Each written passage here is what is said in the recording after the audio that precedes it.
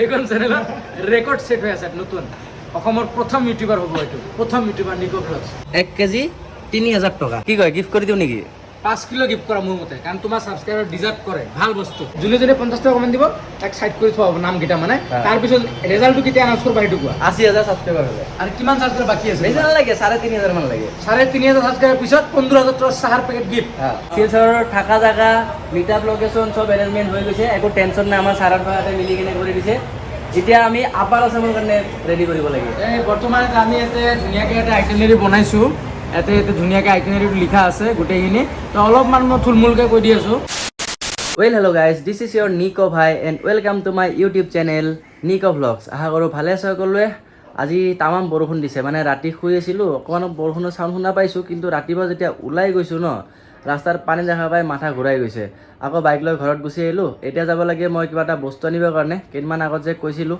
কি বস্তু আপোনালোকে আইডিয়া কৰিব পাৰিছে নাই বা গম নাপাওঁ লাহে লাহে গম পাব ভিডিঅ'টো চাই থাকক চ' মই আনিবৰ কাৰণে যাব লাগে এতিয়া মই চিন্তা কৰি আছোঁ হাফ পেণ্ট পিন্ধি যাওঁ নে লং পেণ্ট পিন্ধি যাওঁ আৰু তলত জোতা পিন্ধিম নে চেণ্ডেল পিন্ধিম মই কনফিউজ হৈ আছোঁ মানে ৰাস্তাত বহুত পানী কিবা কাৰণে যদি ভৰি তলত ৰাখিব লাগে ন বাইকৰ পৰা চেছ কি কৰা যাব আৰু হ'ব উপায় নাই কাম আছে যদি ওলাইতো যাব লাগিব কোনোবাই ভাবিব পাৰে মই মিছা কথা কৈ আছোঁ সেয়া চাওক পানী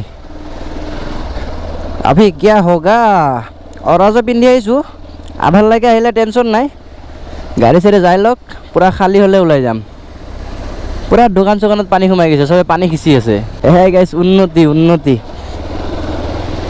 অ' হো চকা আধা ডুবি গৈছে পিছফালে আৰু পানী আছে সিফালে ইয়াতে ইমান পানী নহয় হাতীগাঁৱৰ মেইন ৰাস্তাটো বনাই আছে ন আৰু নালাৰ কাম হৈ আছে গোটেই নালাবিলাক ব্লক কৰি ৰাখিছে সেইটো কাৰণত পানী সিফালে যাব পৰা নাই ইয়াৰে পানী ইয়াতে থাকি গৈছে এতিয়ালৈকেতো ঠিকে আছে যদি আৰু বৰষুণ দিয়ে তেতিয়াহ'লে দিগদাৰ হৈ যাব মানুহৰ ঘৰে চৰে পানী সোমাই যাব আভি হামকো জানা পৰেগা লখৰা কোনফালেদি যাওঁ যোৱাকালি ইফালেদি গৈছোঁ ইফালে নাযাওঁ ইফালেদি যাওঁ ৰ'দ অকণমানো নাই কিন্তু তামাম গৰম লাগি আছে বুজি পোৱা নাই কেছটো কি চাওক না সূৰ্যক দেখাই পোৱা নাযায় কিন্তু তথাপিও গৰম লাগি আছে মই যিটো ভাবি আহিছিলোঁ সেইটো নহ'ব নেকি আগতে এইখিনি জেগাত তামাম পানী হৈছিল ৰাস্তাটো ওখ কৰি দিছে এইখিনি আৰু এইফালে কাম চলি আছে আছে আছে আছে মিনি লাডাখ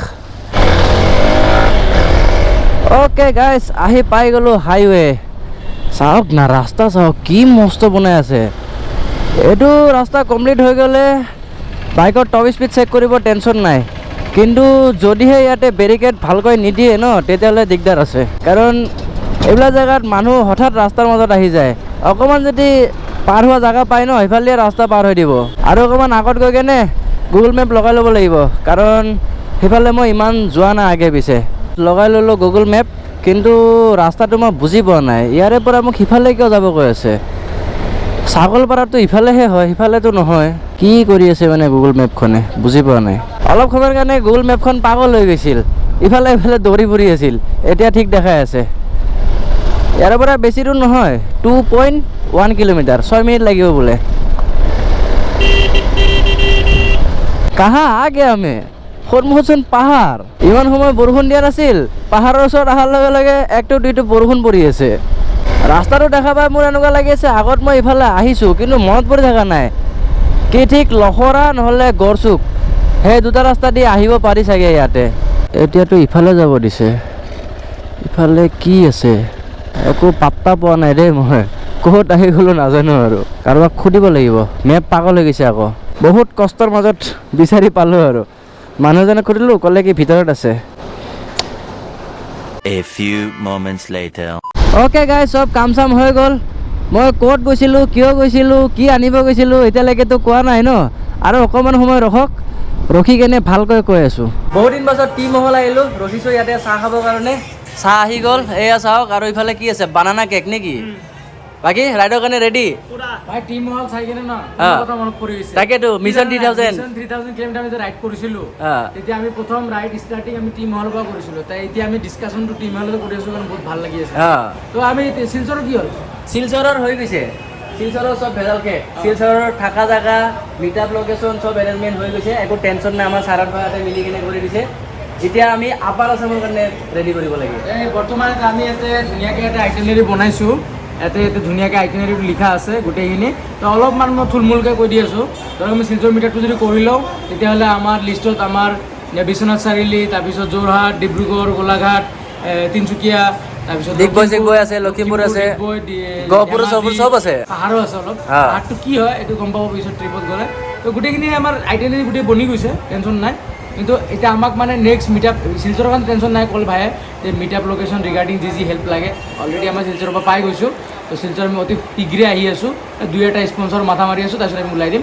বাকী আমাৰ নেক্সট যিকেইটা ডেষ্টিনেশ্যন আছে সেইটো কাৰণে অলৰেডি 2-3 দিনৰ পৰা ভাই আমাৰ গুগল ফৰ্মছ এটা দি আছে।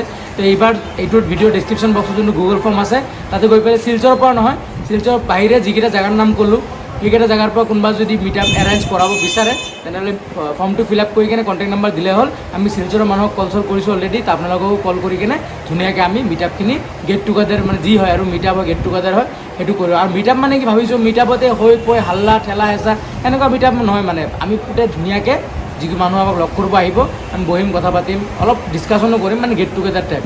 অকল যে চেল্ফি ল'লোঁ গুচি গ'লোঁ সেনেকুৱা টাইপ কথা নহয় না। কাৰণ আমি ইমান দিন পিছত ইমান মিছন 3000 লাষ্ট লগ পাইছিলোঁ। তাকে সেইটোৱে মিছন 3000ত মানে কি হৈছিল, খেলি মেলি হৈ গৈছিল। আমি যাওঁ ৰাস্তাত কিছুমান আধা মানুহ ইয়াতে ৰখি আছে, আকৌ 1 কিলোমিটাৰ পিছত ৰখি আছে, মানে সেনেকৈ আমাৰ বহুত সময় লাগি গৈছিল। সেইটো কাৰণে এইবাৰ এটা ৰিকুৱেষ্ট মানে যিসকল মানে ঘাটে ঘাটে ৰখি থাকে সেইসকল মানে এটা ৰিকুৱেষ্ট মানে এটা নিৰ্দিষ্ট 3আলি 4আলি মাৰ্কেট এৰিয়া যিবোৰ হয় তাতে ৰখিব। নৰ্মেল প্লেচত ৰখিলে আমি বাইক চলাই গুচি যাম, আমি নৰখোঁ। আৰু যদি এটা 3আলি 4আলি বজাৰ মাৰ্কেট সেইখিনি জেগাত ৰখিব তেতিয়া টিপটপ ৰখিব লগ কৰিব পাৰিব।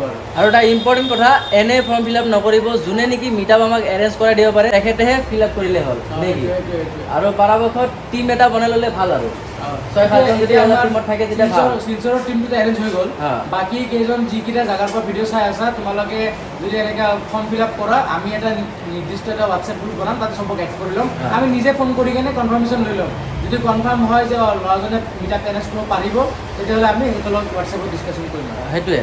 তো গাইজ দেৰি নকৰি কিনে সোনকালে লিংকটোত ক্লিক কৰক যদি মিট আপ এৰেঞ্জ কৰি দিব পাৰে, আৰু তাতে নাম্বাৰ চাম্বাৰ দি দিয়ক, আমি ফোন কৰিম। আৰু এতিয়া আমি মাষ্ট গৰম গৰম চাহ খাওঁ। এইটো ভাল লাগলা, এইটো চবৰ আছিল এইটো। এইটো মোৰ এক্সচেঞ্জ, চাহ এক্সচেঞ্জ। মালাই আছে এইটো। মালাই চমচম। নিকট দাঁততো আছে অলপ চলপ। আৰু ৰাজা তোমালোকেতো এই দুটা হেলমেট পিন্ধি যাবা, মই কোনটো পিন্ধি যাওঁ? তুমি এইটো পিন্ধি গ'লা কি কোৱা? তে মানে একেলগে তিনিটা মেচিং কনফিউজ হ'ব লাগে না মানুহতে কাই কোন হয় বুলি বাইক চাইকেলে চিন পাই যাব না। মাজে মাজে চেঞ্জ হৈ থাকিব না বাইক বোলে এলিনে বোলে তুমি নিজৰ বাইক দিয়ে চলাই নাযাবা না। এই হৈ গৈছে ভিডিঅ' বহুত লম্বা হৈছে, 3.5 মিনিট হৈ গ'ল। গাইজ বৰ্তমান টি মহলত চাহৰ এক্সিডেণ্ট হৈ গৈছে। হা ৰাজা হাঁহি আছে কিয়া? চাওক না চাহৰ বানপানী। কিবা ক'ব নেকি? মই ভাই ডুবি গৈছোঁ। ৰিপ্লে দেখাও এনেকা আছিল এনে চলুৱালো চিধা যাও খতম কৰিছে, ইয়াৰ পৰা চালো চাহ নাই তাতে বাছ এনেকা সোমাই দিলো।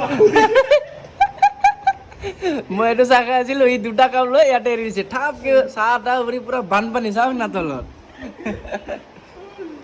অলপ আগতে পানী দেখাই আছিলোতো, আজি পানী পানী আছে চব জেগাত। কি ক'ব আৰু, হৈ যায় কেতিয়াবা কেতিয়াবা। আৰু গাইছ ইয়াতে ৰখি ৰখি এটা কথা চিন্তা কৰিলো, মানে ইয়াতে এটা বস্তু দেখা পাইছো। এয়া চাওক, কিবা আইডিয়া কৰিব পাৰিছে নে কি হয়? হ'ব মই দেখাই দি আছো, এইটো দামটো চাই লওক। 1 কেজি 3000 টকা। কি কয়, গিফ্ট কৰি দিওঁ নেকি? 5 কিলো গিফ্ট কৰা মোৰ মতে, কাৰণ তোমাৰ ছাবস্ক্ৰাইবাৰ ডিজাৰ্ভ কৰে ভাল বস্তু। দি দিবা নেকি? দি দিয়া 5 কিলো। 5 কিলো দি দিয়া হওক। 5 কিলো দাম কিমান হ'ব? 1 কিলো 3000 হ'ব বাবা, 15000 টকা হ'ব।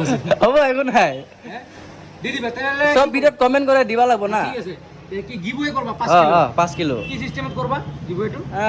তাকে চিন্তা কৰি আছো। মই ভাবি আছো যে এইটো ভিডিঅ'ত যোনে যোনে মানে 50টা 60টা কমেণ্ট কৰে এটা ছাটাই কৰবা হ'ব। ছাটাই কৰা হ'ব, চাইড কৰা মানে হ'ব। আপুনি ভিডিঅ' চাই আছে, আপুনি 50টা কমেণ্ট দিলে যিকোনো আৰু ABCD EFG hit heart chart সেই যোনে যোনে 50টা কমেণ্ট দিব তাক চাইড কৰি থোৱা হ'ব নামকেইটা। মানে তাৰপিছত ৰেজাল্টটো কেতিয়া এনাউন্স কৰবা সেইটো কোৱা। 80,000 ছাবস্ক্ৰাইবাৰ হ'লে। আৰু কিমান ছাবস্ক্ৰাইবাৰ বাকী আছে? বেছি নালাগে, 3,500 মান লাগে। 3500 ছাবস্ক্ৰাইবাৰ পিছত 15000 টকা চাহাৰ পেকেট গিফ্ট।